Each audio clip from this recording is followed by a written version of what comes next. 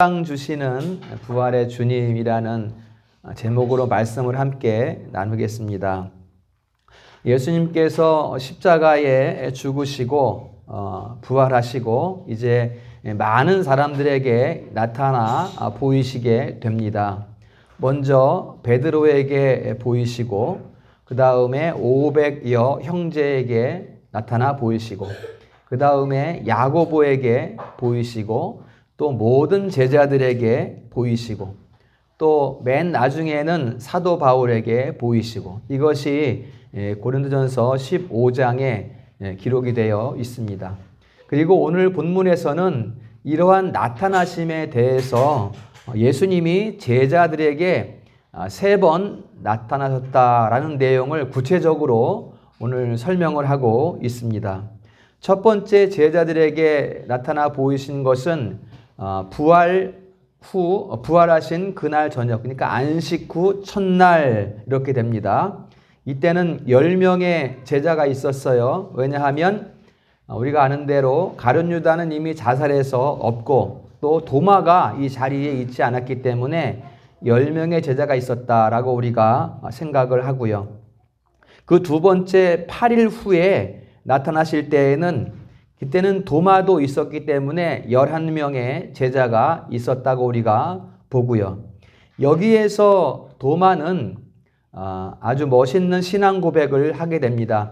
첫 번째 주님이 오셨을 때는 도마가 없었기 때문에 나중에 도마가 와서 나는 못 믿겠다. 주님이 부활하신 거 못 믿겠다. 그 손에 그 옆구리에 내 손을 넣어보기 전에는 내가 절대로 믿을 수 없다. 이렇게 말을 했는데 두 번째 이제 예수님 나타나실 때 그 자리에 있으면서 만져보지 않고 손을 넣어보지 않고 주님을 배움는 그 순간 바로 나의 주님이시요 나의 하나님이시니이다. 이렇게 도마가 신앙 고백을 하게 됩니다.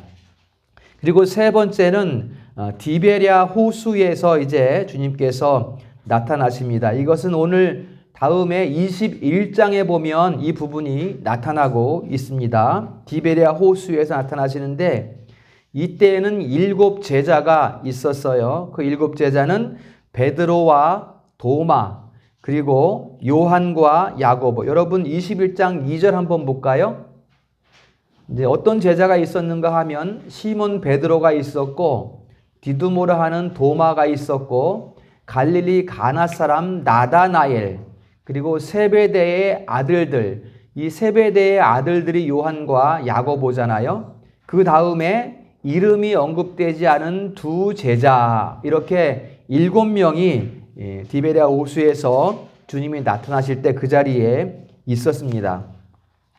여기에서 나다나엘이라는 이름은 12 제자 중에 바돌로메를 말하는 제자이고요.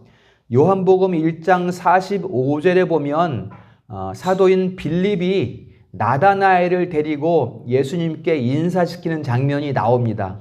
그래서 1장 요한복음 49절에 보면 이 나다나엘이 예수님 앞에서 신앙을 고백하는 장면이 또 나오게 됩니다. 당신은 하나님의 아들이요 이스라엘의 임금이로소이다. 이렇게 나다나엘이 신앙 고백을 하게 됩니다. 우리가 복음서에 보면 사도들의 신앙 고백을 3가지를 우리가 보게 되는데요. 베드로의 고백이 있고 도마의 고백이 있고 바로 이 나다나엘의 고백이 있어요. 그래서 지금 3번째 주님이 나타났을 때는 이 3 제자가 다 한 자리에 있는 것으로 우리가 볼 수가 있습니다. 이러한 장면을 보면서 어두운 시대, 가장 위기의 시대라고 보이는 교회적으로 볼 때 가장 큰 위기라고 보일 때에 이러한 신앙 고백이 필요하지 않을까라고 우리가 생각을 해보고요. 그래서 이 시대도 보면 무척 어두운 시대 아니겠습니까? 영적으로 보면. 그래서 이러한 사도들의 신앙 고백이 우리 성도들의 신앙 고백이 되면 좋겠다 이런 생각을 해보게 됩니다. 신앙 고백 우리가 사도신경하고 우리 교회는 니케아 신경도 고백을 하지만 우리가 그것을 천천히 우리가 읽듯이 고백하는 이유는 그 신앙에 대한 깊은 핵심적인 내용들을 우리가 기억하면서 음미하면서 고백하고자 하는 것이거든요. 그래서 그냥 외우듯이 뭐 빨리 지나가듯이 그냥 읽듯이 이렇게 하는 신앙 고백이 아니라 진짜 우리 가슴에서 나오는 그러한 신앙 고백이 필요하겠다. 그런 생각을 해보게 되는 것입니다. 자, 그러면 부활하신 주님이 찾아오시기 전에 제자들의 그 마음은 어떤 상태였을까? 우리가 한번 생각을 해봅니다. 아마도 제자들은 큰 상실감에 빠져 있었을 것입니다. 왜냐하면 모든 것을 다 포기하고 세상적인 모든 가치들을 다 버리고 직장도 버리고 사업도 버리고 마태는 그 세리장이었잖아요. 좋은 직장이잖아요. 당시로 보면 지금도 그렇지만 그 직장을 버리고 다 포기하고 주님을 쫓아갔단 말이에요. 그런데 뭔가 될 줄 알았는데 어떻게 됐어요? 주님이 십자가에 달려 죽었어요. 그러니까 이 상실감이야말로 이루 말할 수 없었을 것입니다. 이게 제자들의 당시의 상태였고 그 다음에 제자들은 수치심에 또 빠져 있었을 것입니다. 왜냐하면 예수님께서 좀 영예로운 죽음을 죽으셨으면 그나마 좀 이렇게 좀 긍지를 가질 수 있겠는데 이건 가장 그 당시에 저주의 형벌, 십자가에 달려 죽으셨으니 이게 예수님이 그런 죽음을 죽으심으로 말미암아 그 예수를 쫓던 모든 무리들이 이런 저주의 무리라는 이런 이름을 받게 되는 거예요. 그러니까 제자들 또한 큰 수치심에 빠져 있었다. 그 다음에 제자들은 두려움에 빠져 있었습니다. 큰 두려움에. 오늘 19절에 보면 두려워하여 모인 곳에 문들을 닫았더니 밖에서 전혀 들여다보이지 않게 문을 빡 걸어 잠겼어요. 왜요? 두려워서. 이것은 이미 예수를 따르던 무리들을 잡아들이고 옥에 가두고 처형하는 이런 일들이 이미 시작되었다는 것을 말씀하고 있는 거예요. 그래서 큰 두려움에서 제자들은 문을 다 걸어 잠그고 있었다. 이렇게 성경은 기록을 하고 있습니다. 그러면 이러한 제자들을 찾아오시는 예수님의 마음은 어땠을까? 예수님의 마음은. 이 제자들이 어떤 제자들이에요? 스승을 다 버리고 뿔뿔이 흩어진 제자들이고 또 베드로는 그 하찮은 여종 앞에서 예수님을 3번이나 부인했고 또 겟세마네 동산에서는 예수님께서 땀이 핏방울이 되도록 기도하시는데 하나도 기도하지 않고 잠만 자던 그 제자들이잖아요. 그러면 이제 좀 혼 좀 나야 되겠다. 야단 좀 맞아야 되는 그런 제자들 아닌가요? 그런데 주님은 여기에 그 제자들에게 오셔서 그들의 잘못을 들추어내는 것이 아니라 너희에게 평강이 있을지어다. 이렇게 말씀하신단 말이에요. 여러분. 그리고 손과 옆구리를 보이시니 제자들이 그것을 보고 기뻐하더라. 이렇게 말씀을 하고 있습니다. 여러분, 이 제자들의 기쁨이 어떤 것일까요? 제자들은 지금 수치심과 두려움과 상실감에 빠져 있었는데 주님을 딱 베없는 순간 그 상처와 그 옆구리 손을 보면서 이분은 틀림없는 우리의 주님이다라는 것을 딱 깨닫는 순간 기뻐했다. 그 기쁨이 어떤 것일까요, 여러분? 이 기쁨은 심령의 기쁨이에요. 심령의 기쁨. 세상이 줄 수 없는 영적인 기쁨입니다. 세상에 어떤 것을 소유함으로 누릴 수 없는 영적인 기쁨이에요. 그 상실감과 두려움과 수치심이 일시에 싹 제거되는, 사라지는 하나님으로부터 부어지는 기쁨. 다 표현할 수 없는 그러한 기쁨을 제자들이 지금 맛보고 있다는 것입니다. 여러분, 이 세상이, 이 시대가 지금 우리에게 상실감을 주지요. 실망감에 빠뜨리죠, 우리를. 좌절하게 만들지요. 그때 주님께서 오셔서 우리에게, 너희에게 평강이 있을지어다. 여러분, 우리가 이 시대를 살아가면서 이런 기쁨을 좀 맛봐야 되지 않겠습니까? 무엇을 얻어서 누리는 그런 기쁨 말고 이런 영적인 진짜 기쁨, 진짜 영혼이 누리는 기쁨, 그런 기쁨을 우리가 누려야 되겠다. 우리 성도들이 좀 이런 기쁨을 누리면 좋겠다. 이런 생각을 하게 됩니다. 어떤 상황이든지 어떤 이유이든지 하나님께서 우리에게 주시고자 하시는 것은 예수님 보세요. 그러한 제자들 앞에 다시 오셔서 전혀 책망하지 않으세요. 어떠한 지적도 하지 않으세요. 그냥 오셔서 평강이 있을지어다. 그러니까는 모든 우리 성도의 삶 가운데에서 하나님께서 우리에게 주시고자 하시는 것은 바로 이 평강이라는 거예요. 기쁨이라는 거예요. 두려움을 주시는 게 아니라는 거예요. 그러면 우리가 살아가면서 종종 느끼게 되는 두려움과 상실감과 좌절감은 뭐예요? 그건 결코 하나님이 주시는 게 아니라는 거예요. 곧 내 안에서 나오거나 또는 악한 사단의 마귀들이 우리를 두렵게 만들거나 그런 것이지, 하나님께서 우리에게 주시는 것은 기쁨과 평강이다라는 것을 우리 성도님들은 꼭 기억하시면 좋겠습니다. 우리 성도님들이 이 땅을 살아가면서 어떠한 기쁨을 추구하십니까? 무엇으로 내가 즐겁게 되면 좋겠다. 무엇으로 내가 기쁘면 좋겠다. 어떤 기쁨을 우리 성도님들은 추구하고 있습니까? 제자들은 그 두려움 가운데에서 주님의 손과 옆구리를 보고, 그 못 박힌 손을 보고 기뻐했어요. 말씀드린 것처럼 그 기쁨은 세상의 기쁨과는 완전히 다른 기쁨이었다. 주님의 주시는 평강으로부터 공급되는 즐거움, 이 영적인 기쁨, 영적인 평안, 우리 성도들이 누릴 수 있기를 축복합니다. 그 평강을 오늘 19절과 21절에서 두 번에 걸쳐서 예수님께서 말씀하고 있어요. 한 번에 그친 게 아니라 또 너희에게 평강이 있을지로다. 그럼 우리는 어떻게 해야 될까요, 여러분? 주님께서 우리에게 평강 주시기를 원하시고 그것을 다 이루셔서 지금 우리에게 주시는데 우리는 그럼 어떻게 해야 될까? 우리는 아멘으로 그 평강을 받으면 되는 거예요. 우리 것으로 받으면 되는 거예요.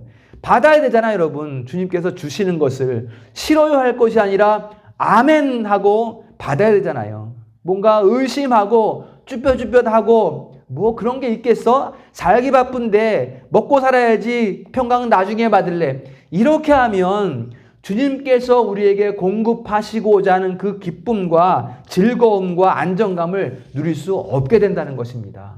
주님께서 주실 때에 말씀을 읽다가 나의 말씀으로 나에게 주시는 어떤 것으로 주어질 때는 그것이 의심이 아니라 바로 아멘 하셔야 돼요. 아멘. 그래야 그 말씀이 나의 말씀이 되고 내 삶에 적용될 수 있는 거예요. 좋은 말씀이지만 다음에 지금 바쁘니까 다음에 볼래. 이렇게 하면 그 말씀의 능력이 내 삶에 작용하지 못해요. 성령께서 그 말씀을 나한테 입히지를 못한단 말이에요. 내가 그것을 맡고 있기 때문에. 그러나 우리가 우리의 마음을 활짝 열고 그 말씀에 아멘하면 그 말씀이 내 삶에 그대로 주어지는 것을 믿으시기를 축복합니다. 여러분, 주님은 결코 우리를 책망하러 오시지 않습니다. 책망은 누가 하는 거예요? 내가 나에게 하는 거예요. 책망은. 아이고, 나는 또 이러네. 나는 안 돼. 어떻게? 나는 포기해야 돼. 이건 내가 나한테 하는 거죠. 우리 주님은 결코 우리를 책망하는 분이 아니십니다. 주님께서 이 땅에 오신 이유는 한 가지예요. 우리에게 그 평강을 주시기 위해서 오신 거예요. 이 땅에 오셔서 의를 다 이루심으로 완성된 그 평강이라는 이름으로 우리에게 주시는 거예요. 그 평강의 복을 우리가 누릴 때가 되었다. 지금 너희가 그것을 받아 누려라. 지금 이렇게 부활하신 주님께서 말씀하고 계신 것입니다. 우리 성도님들은 주님 주시는 평강을 아멘으로 받으시기를 바랍니다. 그래서 이제 진정한 영적인 즐거움을 누리는 우리 성도들 될 수 있기를 축복합니다. 두 번째로 샬롬의 성취라는 말씀을 함께 나누는데요. 이 지금 예수님께서 오셔서 너희에게 평강이 있을지어다 라는 말씀이 구약 성경과 어떠한 관계 가운데 있는가라는 것을 우리가 살펴보려고 합니다. 예수님께서 오신 것은 그냥 신약시대 어느 때에 갑자기 어떤 사람에게서 태어난 그러한 분이 아니라 우리가 교리도 공부하지만 이미 이 역사가 있기 전에 이미 만세 전에 예정된 하나님의 작정 가운데에 오신 분이고 그것이 오늘 나오는 평강이라는 그 축복이 이미 구약 성경에 계시되어 있다는 것을 우리가 함께 확인을 하면 좋겠습니다. 민수기 6장 24절에서 26절에 보면 하나님께서 자기 백성을 축복하시는 구절이 나와요. 이 민수기 6장 24절에서 26절 이 구절은 하나님께서 여호와께서 모세에게 주시는 말씀이에요. 그 말씀 가운데 이러한 자기 백성에 대한 축복을 이렇게 말씀하고 있습니다. 여호와는 내게 복을 주시고 너를 지키시기를 원하며 여호와는 그의 얼굴을 내게 비추사 은혜 베푸시기를 원하며 여호와는 얼굴을 내게로 향하여 드사 얼굴을 내게로 향하여 드사 우리에게 여호와의 얼굴을 향하여 드사 평강 주시기를 원한다. 이렇게 말씀하고 있어요. 이 민수기의 축복은 여러분 세 단계로 나타나 있습니다. 우리 여호와께서 우리를 복 주시고 지키시고 그리고 얼굴을 비추어 은혜를 베푸시고 그리고 마지막으로 얼굴을 내게로 향하여 드사 평강 주신다. 여기에서 이 평강이라는 단어가 샬롬입니다, 여러분. 샬롬이고요. 이게 신약 성경 오늘 본문에서는 너희에게 평강이라고 할 때 헬라어로 에이레네라는 그러니까 구약의 샬롬이라는 말하고 똑같은 단어가 되는 거예요. 그 단어이고. 자, 그러면 지금 이 민수기에서 이 세 가지의 축복을 받는 그 사람의 평강이 무엇인가? 아까 제가 강조했던 그 마지막 부분, 여호와께서 얼굴을 너에게 향하여 드사 평강 주시기를 원한다. 이 부분이 됩니다. 그러니까 우리 성도들이 하나님 백성들이 받는 가장 큰 축복은 뭔가 하면 여호와의 얼굴을 베옵는 거예요. 여호와의 얼굴을 베옵는 것이 우리 성도들이 받는 가장 큰 축복이라는 것입니다. 자, 또 한 가지 예를 듭니다. 민수기 12장 3절에 보면 모세가 지면의 모든 사람보다 그 온유함이 승하다, 온유함이 크다 이렇게 말씀하고 있어요. 여러분, 모세가 본래 온유한 사람입니까? 아니에요. 모세는 혈기가 등등한 사람이었어요. 그런데 그 모세가 어떻게 온유한 사람이 되었어요? 바로 모세는 하나님을 대면하여 보는 사람이기 때문에 모세가 온유할 수 있었던 거예요.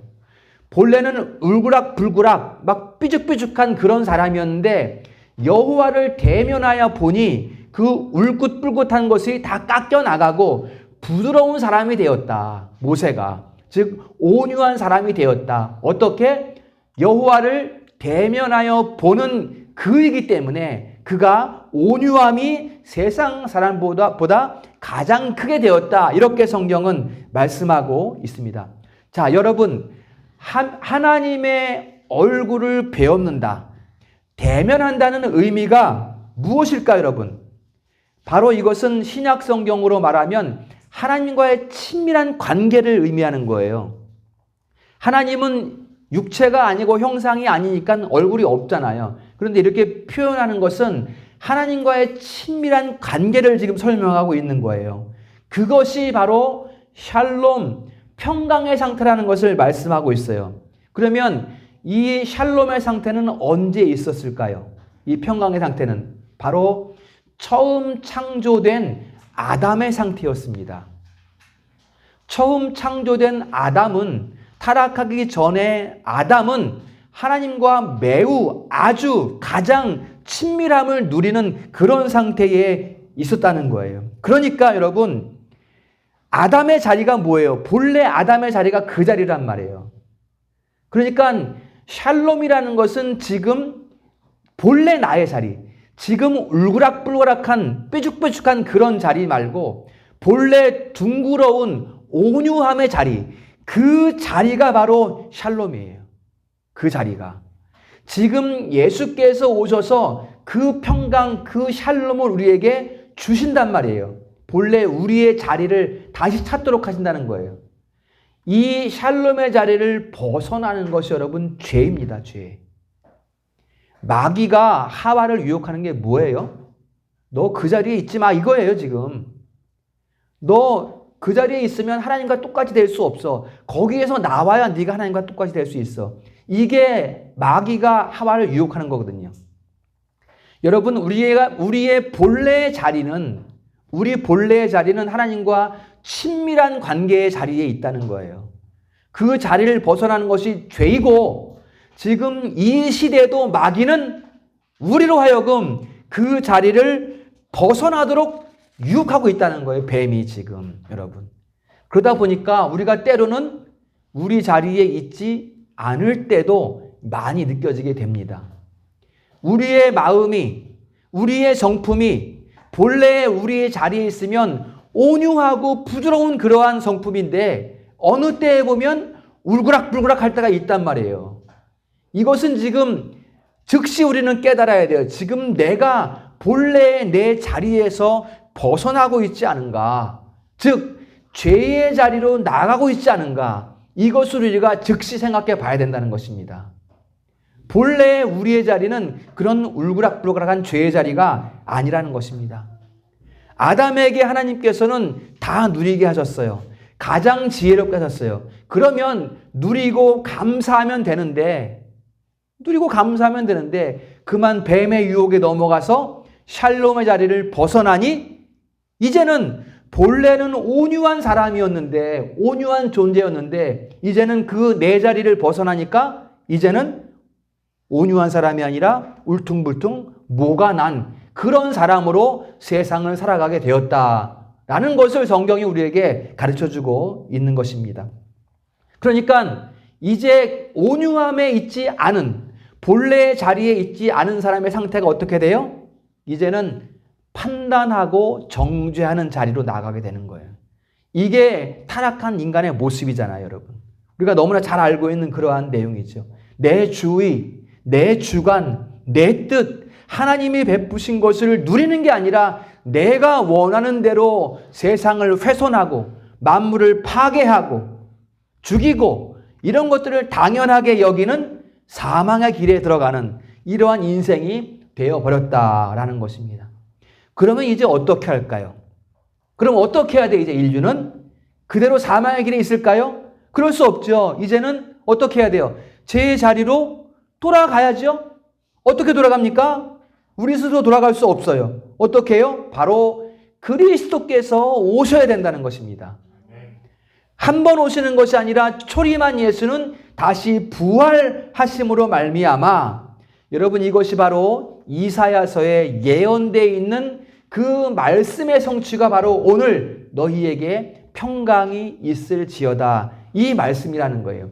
이사야서 7장 14절에 보면 그분이 오셔야 되는데 어떻게 오시는가? 우리와 같으시되 죄가 없으셔야 하니 처녀에게서 나셔야 하고 또 이사야 9장 6절에 보면 한 아들을 우리에게 주셨는데 그 이름은 기묘자요 그 이름은 모사요 그 이름은 전능하신 하나님이요 영존하신 아버지요 다 같이 평강의 왕이라. 아멘.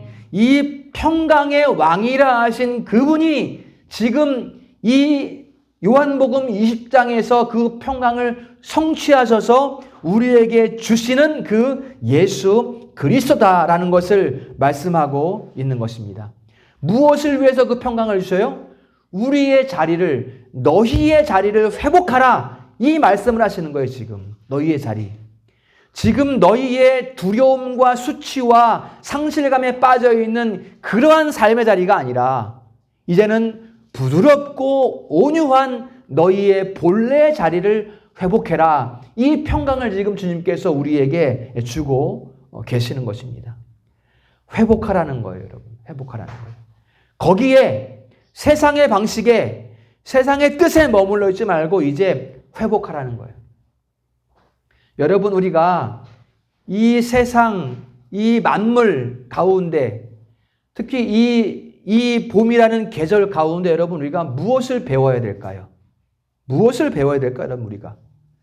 하나님께서는 분명히 이 모든 것, 하늘의 달과 별, 나무와 들과 산과 바다, 꽃과 이런 들풀들, 이런 것들을 통해서 지금 우리에게 무언가를 가르쳐주고 있어요. 무엇을 우리가 배워야 될까요? 우리 모두는 우리의 자리에 있어야 한다는 것입니다. 그 자리에 있어야 한다는 거예요. 여러분, 저 꽃은 저 자리에, 자기 자리에 있음으로써 꽃 열매를 맺히고 꽃을 피우는 거예요. 자기 자리에. 나무가 나는 지금 내가 맺는 열매가 마음에 안 들어. 나는 더 좋은 열매를 맺어야 되겠어. 이렇게 생각하고 나무가 여기저기 돌아다니면서 이 흙, 저 흙에 묻혀 있으면 그 나무가 좋은 열매 맺겠습니까? 뿌리가 말라 죽는 거예요. 그 나무는. 자기 생각은 이렇게 해야 되겠다라고 생각을 하지만 여기저기 다니다 보니까 뿌리가 말라서 죽고 마는 거예요. 나무는 자기 자리에 그대로 있을 때에 하나님께서 빛을 비추시고 또 비를 내려주셔서 그것을 먹고 좋은 열매를 맺게 되는 거예요. 여러분, 이게 우리 성도에게도 같은 것입니다. 성도의 삶도 마찬가지예요. 평강의 왕이 오셔서 평강을 주셨어요. 즉 본래의 너희의 자리를, 우리의 자리를 회복할 수 있도록 하게 해 주셨어요. 그러면 우리는 아멘으로 그 평강을 받아서 우리 자리에 서면 되는 것입니다. 서면 되는 거예요. 의심할 것도 없고 다른 데 갈 필요도 없고 본래 우리의 자리, 어떤 자리입니까? 하나님과의 친밀한 사귐을 누리는 그 자리에 우리가 서면 되는 것입니다. 광야 이스라엘 백성들처럼 불평하고 불만을 가지는 것이 아니라 다시 애굽으로 돌아가야 되겠다. 그 죄악을 추억하는 것이 아니라 본래의 자리로 돌아가서 우리 본래의 자리를 지켜야지요. 그래야 아름다운 열매를 맺을 수가 있는 것입니다. 우리 성도님들이 주님 주시는 평강을 아멘으로 받으시기를 축복합니다. 그리하여 샬롬의 자리를 회복하시기를 축복합니다. 세상은 여러분, 우리가 이 평강을 누리지 못하게 하려고 해요. 그래서 여러 가지 어떤 삶의 환경을 통해서나 사람을 통해서나 물질을 통해서나 모든 것을 동원해서 우리를 실망에 빠뜨리고 무엇으로부터 공격받게 해서 우리를 좌절하게 만들고 결국은 신자의 삶을 포기하도록 만들려는 것, 이게 세상을 장악한 악한 사단 마귀의 소용이란 말이에요. 우리가 여기에 쓰러질 수가 없잖아요. 바로 제자들이 그런 상태에 있었어요. 좌절하고 실망하고 두려워하고 그래서 문을 걸어 잠그고 있었어요. 그러나 그 자리에 평강의 왕이 오셔서 너희에게 평강이 있을지어다 이렇게 선포하시니 예수 그리스도의 그 평강으로 말미암아 제자들에게는 샬롬의 자리가 회복되고 영혼이 기쁨을 누리게 되었다. 이 기쁨이 우리 성도들의 기쁨이 되기를 축복합니다. 여러분, 누리시면 됩니다. 누리시면 되는 거예요. 세상이 어떠한 공격들 때문에 때로는 아플 때도 있지만 거기에 우리가 함몰될 빠져 있을 필요가 없어요. 우리는 우리의 자리에서 그 평강을 누리면 되는 것입니다. 주님의 평강, 주시는 평강을 받으시고 그것을 누리면 되는 거예요. 여러분, 주님이 주시는 그 평강에 인생을 한번 걸어보십시다. 우리 인생을 걸어야 돼요. 우리는 여기에다가 그 평강으로 내가 살겠다. 인생을 걸어야 됩니다. 다른 곳으로는 결코 이 즐거움을 누릴 수가 없습니다. 오늘 이 평강을 아멘으로 받으시는 우리 성도님 되기를 축복합니다. 이제 마지막으로 세 번째, 오늘 22절에 보면 이런 말씀이 있어요. 예수님께서 숨을 내쉬며 이르시되 성령을 받으라 이렇게 말씀하고 있어요. 이제 주님이 주시는 그 평강이 성령의 임재로 말미암아 이제 완성이 되는 거예요. 이 성령은 어떤 성령입니까? 요한복음 14장 17절, 우리가 아주 사랑하는 말씀이죠. 우리와 함께 계시고 우리 속에 계시는 임마누엘의 성령, 그 성령의 임재로 말미암아 이 평강이 완성되는 거예요. 그리고 오늘 21절에 보면 아버지께서 나를 보내신 것 같이 나도 너희를 보내노라. 그 다음에 23절에 보세요.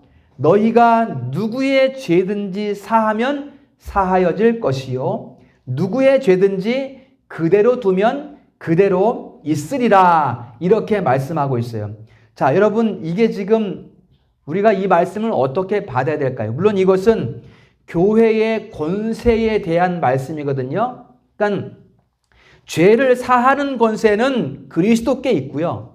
그 사해진 권세를 선포하는 선포권이 교회에게 주어진 거거든요. 교회에 주어진 거거든요. 그러니까 여러분, 우리가 본래의 말씀대로 하면 교회의 권세로서 이 말씀을 받으면 되겠지만, 오늘은 우리가 이 말씀을 고린도후서 5장 18절 말씀으로 보기를 원합니다. 함께 읽어보겠습니다. 시작. 모든 것이 하나님께로서 났으니 그가 그리스도로 말미암아 우리를 자기와 화목하게 하시고 또 우리에게 화목하게 하는 직분을 주셨으니. 아멘. 하나님은 예수 그리스도로 말미암아 우리 자신과 화목하게 하셨어요. 하나님 자신을 예수 그리스도 안에서 우리와 화목하게 하셨어요. 그리고 그 화목을 세상에 전하는 직분을 우리에게 맡기셨다는 거예요, 여러분. 이게 지금 21절, 아버지께서 나를 보내신 것 같이 나도 너희를 보내노라, 이 말씀인 거예요. 그 화목을 전하는 직분. 주님께서 우리를 샬롬의 도구로 사용하신다는 것입니다, 여러분. 샬롬의 도구로. 그 하나님과의 사귐을, 그 화목, 사귐을 세상에 전하는 도구로 우리를 사용하신다는 거예요. 그렇게 우리를 선택하셨다는 거예요. 여러분, 인류의 모든 역사가 다 그렇지만 그 인류의 역사를 바라보시는 우리 주님께서 얼마나 안타까워하실까? 얼마나 마음 아파하실까? 여러분, 이런 거 한번 생각해 보십니까? 여러분, 지금껏 인류의 모든 역사가 우리 주님의 마음을 심히 아프게 했지만 지금 이 시대는 더욱 그렇다고 볼 수가 있어요. 선이 없어요, 여러분. 선의 기준도 없어요. 정의도 없어요. 의도 없어요, 지금. 이 세상에는. 여러분, 전쟁이 일어나는데 그게 잘못됐다고 말하는 사람이 없어요. 전쟁이 일어나서 무수한 사람들이 죽어나가는데, 어린아이들이 무수히 죽어나가는데 그것이 잘못됐다고 말하는 사람이 없어요. 그냥 저쪽 편을 어떻게 대항할까? 어떻게 싸울까? 무기를 더 만들 뿐이지, 더 좋은 무기를 줄 뿐이지, 이것은 잘못되었어, 이것은 이래라고 말하는 그러한 말들이 없다는 거예요, 전혀. 여러분. 그리고 우리나라만 봐도 공산주의의 어떤 지령을 받은 어떤 단체가 적발되고 그들 가운데에서 지령 문서가 발견돼도 관심을 안 가져요. 국민들이 관심을 안 가져요, 지금 이거. 전혀 무감각하단 말이에요. 의에 대해서 무감각하고 선에 대해서 무감각하고. 이것은 잘못되었습니다. 이것은 바른 것입니다. 이러한 이야기들이 있어야 그 사회가 건강해지잖아요. 그런데 그런 게 없다는 거예요. 무감각하게 다 지나가 버리고 있다는 거예요. 어디에도 무기를 놓고 화합하자, 평화를 누자, 이런 말은 없단 말이에요.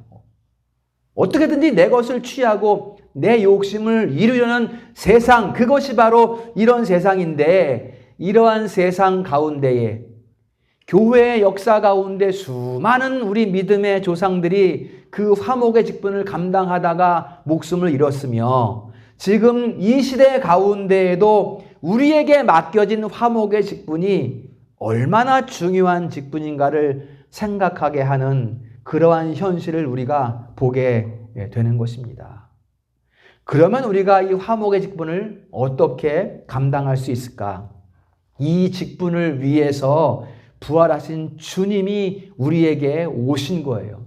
아이고 힘들어, 내가 이 직분을 어떻게 감당해? 이걸 말씀하는 것이 아니라 이 직분을 감당케 하시기 위해서 우리 주님이 부활하셨고, 부활하신 주님이 내가 너희에게 말하노니 너희에게 평강이 있을지어다. 이렇게 우리에게 평강을 주셨다는 말씀이에요. 그리고 성령을 받으라. 곧 성령의 충만한 임재 가운데에서 우리가 성령의 능력으로 이 직분을 감당할 수 있게 되었다라는 것을 오늘 말씀해 주고 있는 것입니다. 이게 여러분 오늘 부활절의 의미가 되는 것입니다. 여러분 한 구절 다 같이 다시 한번 읽겠습니다. 에베소서 2장 5절과 6절 읽습니다. 시작. 하물며 죽은 우리를 그리스도와 함께 살리셨고 또 함께 일으키사 그리스도 예수 안에서 함께 하늘에 앉히시니 아멘.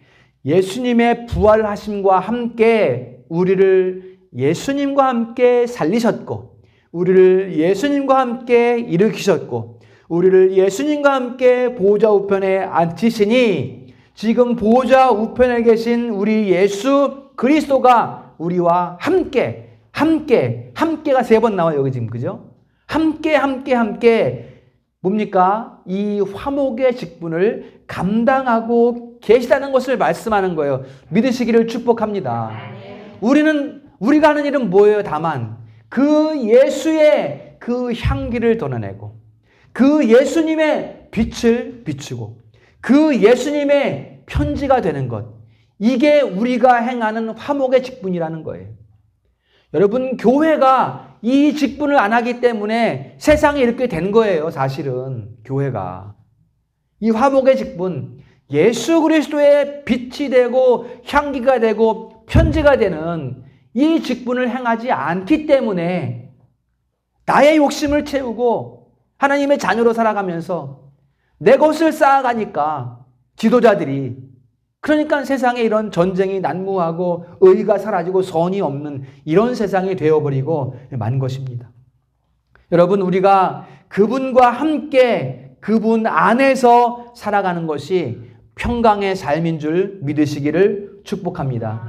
그것이 화목의 직분을 감당하는 거예요. 그러므로 우리 성도님은 내가 무엇을 해야 한다는 두려움을 가질 것이 아니라 주님이 나와 함께 이 화목의 직분을 내 속에서 나와 함께 감당하신다는 믿음으로 살아갈 수 있기를 주님의 이름으로 축복합니다. 이것이 평강의 삶입니다. 말씀을 결론하겠습니다.